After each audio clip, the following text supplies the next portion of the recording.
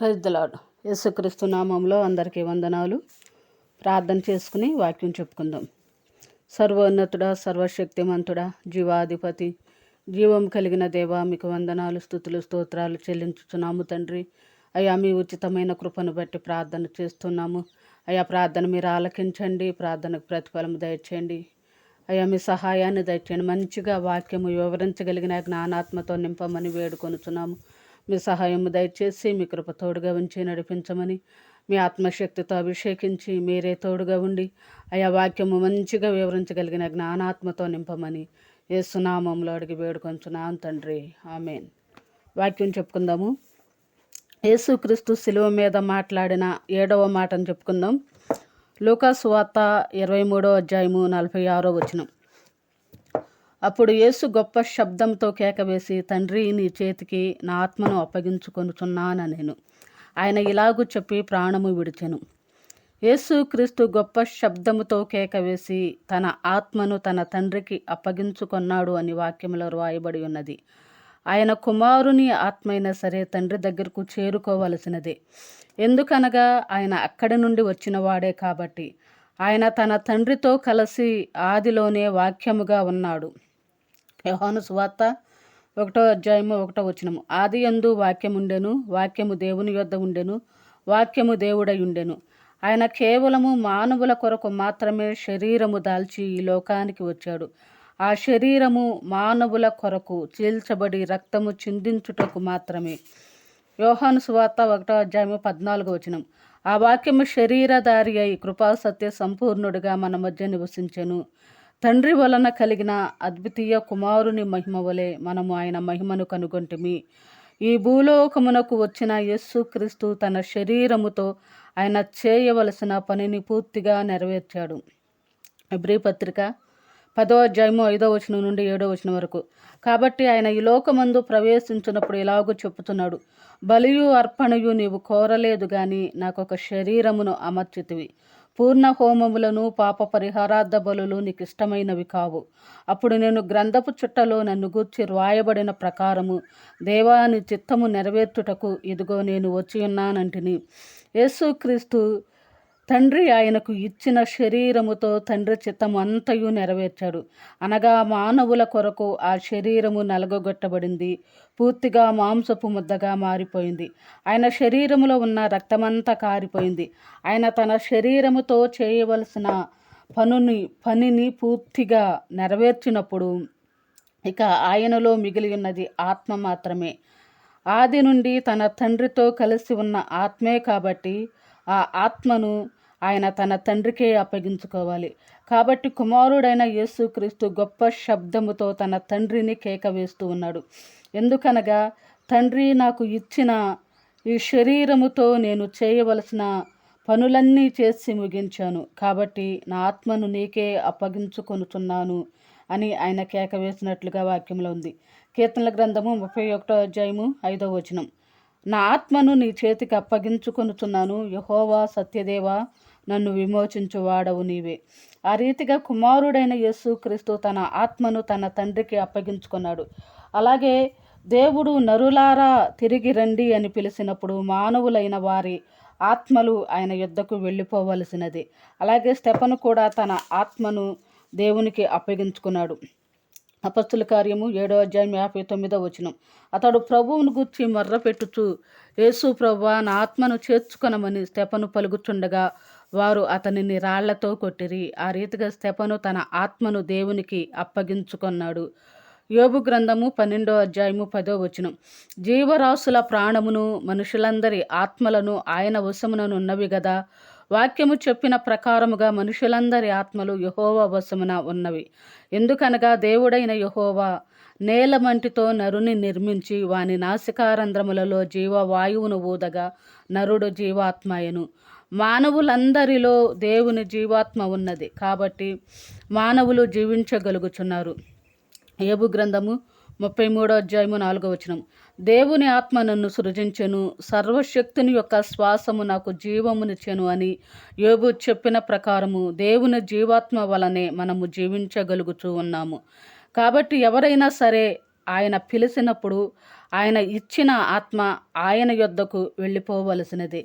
అయితే దేవుని వాక్యము ఏమని చెప్తుంది అనగా, కీర్తనల గ్రంథము 90వ అధ్యాయము 3వ వచనం, నీవు మనుష్యులను మంటికి మార్చుచున్నావు, నరులారా తిరిగి రండి అని నీవు సెలవిచ్చుచున్నావు. మనుషులను తిరిగి రండి అని ఆయన పిలిచినప్పుడు ఆ శరీరములో ఉన్న ఆత్మ ఆ శరీరాన్ని విడిచిపోవలసిందే. అప్పుడు ఆ శరీరము మన్నైపోతుంది. ఆదికాండం 3వ అధ్యాయము 19వ వచనం, నీవు నేలకు తిరిగి చేరు వరకు నీ ముఖపు చెమట కార్చి ఆహారము తిందువు.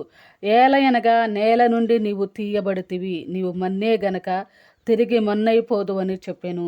అలాగే ప్రసంగి గ్రంథము 12వ అధ్యాయము 7వ వచనములో, మన్నైనది వెనకటి వలె మరలా భూమికి చేరును, ఆత్మ దాని దయచేసిన దేవుని యొద్దకు మరలా పోవును.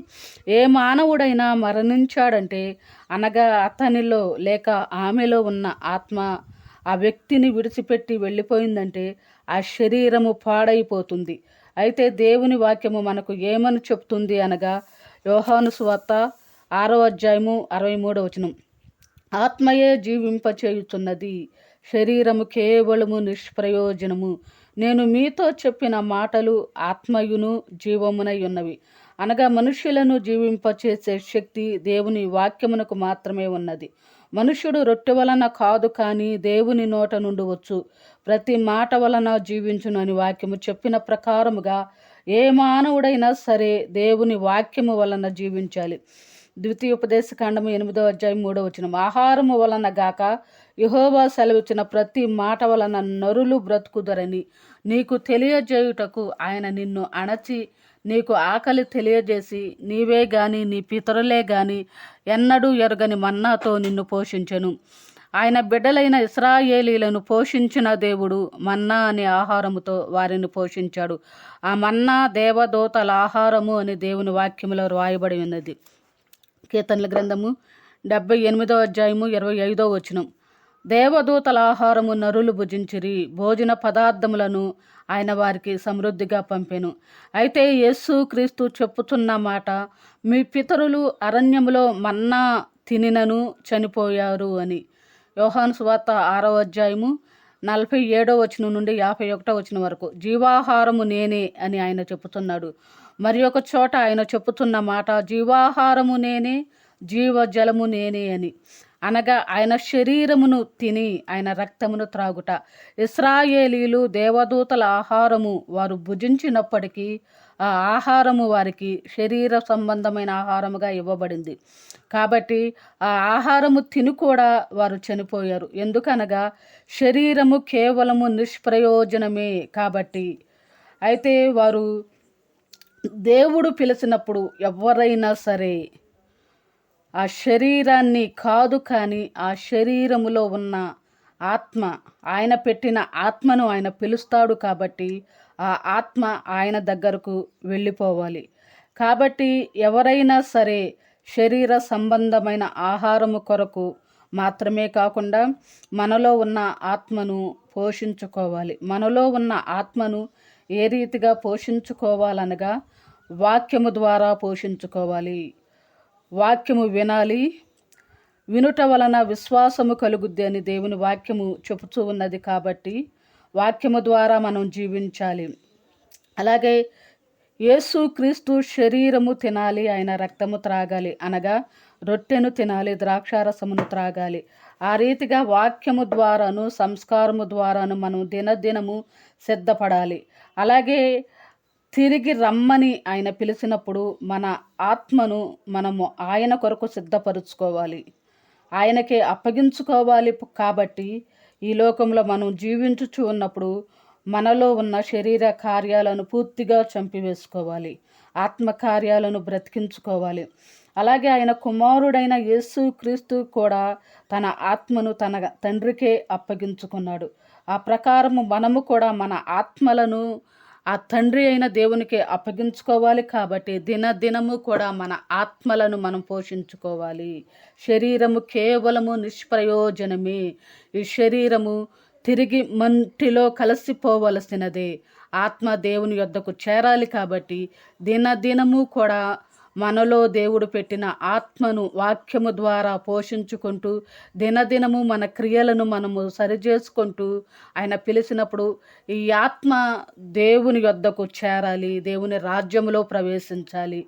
ఆ రీతిగా మన ఆత్మ దేవుని యొద్ద చేరి ఆయన రాజ్యంలో ప్రవేశించాలి అంటే దినదినము మన ఆత్మను పోషించుకోవాలి. మనలోని శరీర కార్యాలన్నీ కాల్చివేసుకోవాలి. ఆత్మక్రియలను ఆత్మకార్యాలను బ్రతికించుకుంటూ దేవుని రాజ్యము కొరకు మనము సిద్ధపడినట్లయితే ఆయన పిలిచినప్పుడు మన ఆత్మ ఆయన యొద్దకు వెళ్ళి పరలోక రాజ్యములో చేర్చబడుతుంది. కాబట్టి దినదినము మన విశ్వాసమును ప్రార్థనా జీవితమును కాపాడుకుంటూ ఆయన కొరకు మహిమకరంగా జీవించి అనేకులకు మాదిరికరంగా ఉండాలి.